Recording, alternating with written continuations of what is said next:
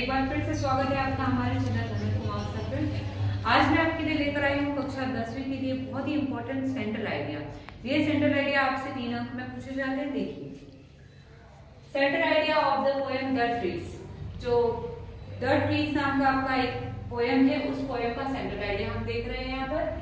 The poem the trees is written by Adrienne reach.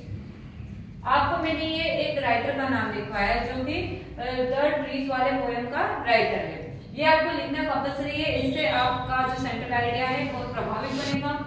The poetess tries to convey that like human being trees also freedom, they can get their natural growth and freedom when they are in the forest. We make furniture and houses by trees. We must save trees. आइए अब हिंदी में समझते हैं कि the poem The Tree is written by Adrian Rich। ये जो poem है The Trees, ये किसने लिखी है? Adrian Rich के द्वारा लिखी गई है। The poetess tries to convey that like human being, trees also freedom।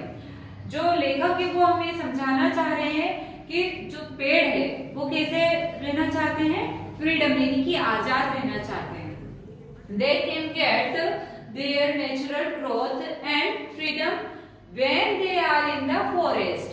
अगर वो आजाद रहेंगे तो वो अपनी जो प्राकृतिक ग्रोथ है उसको बनाए रखते हैं, क्योंकि जो पेड़ होते हैं वो अगर आप एक गमले में किसी पेड़ को लगाओगे तो उसकी जो जड़ें हैं वो फैल नहीं पाएगी, वो उतना बड़ा नहीं बन पाएगा जितना उसको बनना चाहिए, वो सिर्फ एक छोटा सा पौधा बनकर ही रह जाएगा।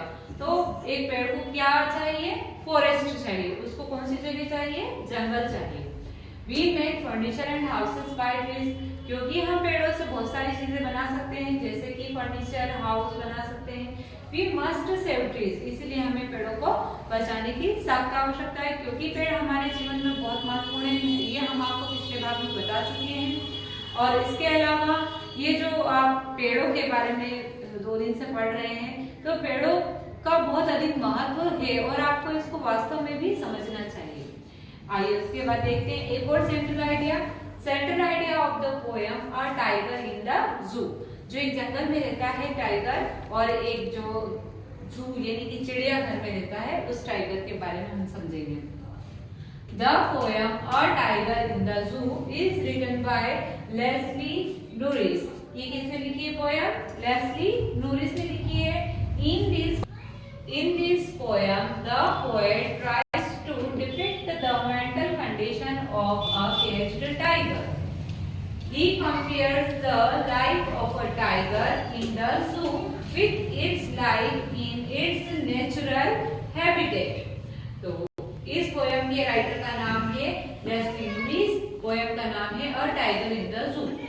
लेस्ली नूरिस कहते हैं कि in this poem the poet tries to depict mental condition of a caged tiger. जो पिंजरे में टाइगर रहता है उसकी मानसिक कंडीशन बताते हुए लेखक हमसे कहता है कि he compares the life of a tiger in the zoo with its life in its natural habitat। जो एक चिड़ियाघर में जो टाइगर होता है और जो ये टाइगर खुला या फ्री रहता है जंगलों में, इन दोनों में बहुत अंतर होता है। अंतर जैसे कि एक जो खुला टाइगर होता है वो अपनी पसंद से अपने तरीके से शिकार करता है, लेकिन जो पिंजरे में टाइगर होता है वो उस तरीके से शिकार नहीं कर पाता है। क्यों नहीं कर पाता है? क्योंकि वो आजाद नहीं है, उसे किसी भी शिकारी को शिकार करने का हक नहीं है, वहां पर उसको डर होता है। इसीलिए एक टाइगर को कहाँ होना चाहिए?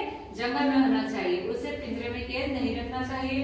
इसी के साथ मेरा आपसे कहना है कि हमें किसी भी पशु या पक्षी को कैद बनाकर नहीं रखना चाहिए, ना ही पेड़ों को कैदी बनाकर रखना चाहिए। इन्हें जंगल की आवश्यकता है, इन्हें जंगल में ही रहने देना चाहिए। ये जंगल की खूबसूरती को बनाए रखते हैं। और इसके साथ ही साथ मेरा आपसे अनुरोध है कि आप सुबह जल्दी उठकर रोज याद कीजिए, क्योंकि जो समय आप पढ़ने में लगा रहे हो ये बहुत ही मतलब आप इतनी महत्वपूर्ण कमाई कर रहे हो जिसकी आप तुलना भी नहीं कर सकते, क्योंकि ये समय आपका व्यर्थ नहीं जाएगा। आप जितना ज्यादा याद करोगे उतना आपके भविष्य के लिए बहुत ब्राइट बनाने के लिए काम में आएगा। और इसी के साथ ये दोनों सेंट्रल आइडिया आपको अच्छे से याद करना है, क्योंकि आपके एग्जाम में 3 नंबर में सेंट्रल आइडिया आएगा ही सही। कंपलसरी आएगा, लेकिन कौन सा सेंट्रल आइडिया आएगा वो अभी पता नहीं है। इसीलिए आप 2 से 3 या 4 सेंट्रल आइडिया तैयार कर लीजिए। हम आप इसको इसके पहले भी सेंट्रल आइडिया बता चुके हैं, जैसे कि फायर एंड आइस, इसके अलावा the trees, tiger in the जू और डस्ट ऑफ स्नो। ये सारे सेंट्रल आइडिया आपको तैयार करना है और ये आपके एग्जाम के लिए बहुत ही महत्वपूर्ण है। इसी आशा और उम्मीद के साथ जय हिंद, जय भारत।